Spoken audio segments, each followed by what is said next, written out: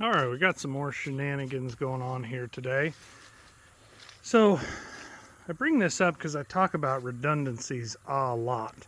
And this is my multi-quip engine drive welder. And the thing actually works pretty good. But what I'm figuring out is that it runs for about maybe 30, 45 minutes and then quits. And it's charging, it's nothing like that. I believe it's probably getting hot and losing spark. So that's something that I have to look into. However, the redundancies, I don't have a lot of time, and I'm sure I'm not the only one out there that doesn't have time. And so I've set up and I bought these, and you might think, oh, guys got $2,000, well, probably more than $3,000 in generators.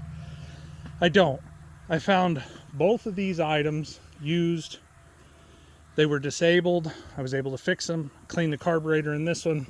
That one I did get running. It was just old fuel. I really didn't have to do much, but maybe it was sold because of this issue, and I hadn't run it long enough to know what was going on. I share all that because as this one went down, I was able to go get that generator and continue what I'm doing. Now, I've got this little Lincoln flux core welder. I paid good money for this. I bought it on Amazon. It holds 0.35 gasless flux core wire right in the top here. Comes with a sleeve or a sling, if you will. This thing is awesome. Absolutely awesome. Now, I've been doing pig updates. Everybody's like, man, we're sick of hearing about the pigs. And that's fine. I do this for me, not for everybody else.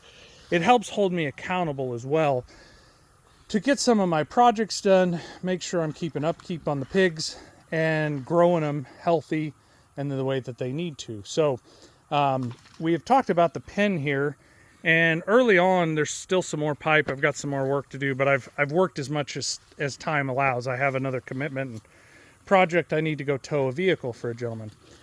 But what I needed to do, because as you see, I've got a nice waller so they can stay cool. It's probably about 80, maybe a little more today. They like to waller. That's how they stay cool, release heat, comfortable. I'm assuming stress. I don't know. I don't talk to pigs. So my big thing, though, is they're rooting terribly, terribly bad. Now, some of you out there may say, hey, you should put rings in their nose, and I did. This is roughly a 2-month update. When I don't want to say I'm impulsive, but I am a little bit impulsive. When I decided I was going to have pigs, there was no pen here. There was nothing. It was just pasture, just like it is here. So I've had this stock trailer for a while and made a deal on the pigs, or as a deal shows up, I just say yes, and then I figure it out later. So I got panels, and this is 16 foot wide by 32 feet long. And so what I'm doing is I'm building a pipe boundary for them. And so they're digging or rooting really bad down at the bottom. And so I added that lower brace. I may have to come in after the pigs are gone and dig it out and actually put a perimeter in down there for the next go with pigs. I haven't decided on that. We'll see how these go. But basically what I want is I want a lower and an upper perimeter. That gives it a little more rigidity to this. This is just aluminized piping. I have an account with an exhaust supplier and they deliver it right to me. It's not terribly stout, but it's pigs. And so, barring they get real crazy, we should be in good shape. So, I've not built a gate. I just have a temporary cattle panel over there for now. These pigs were probably about 50 to 70 pounds 2 months ago.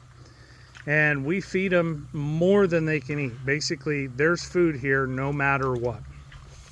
I've done quite a few videos. I need to get this thing put in there, which will save me a little bit of time. Did some trading for that. Done the water. We're going to get this set in here. I've got some more work to do to get it operational again.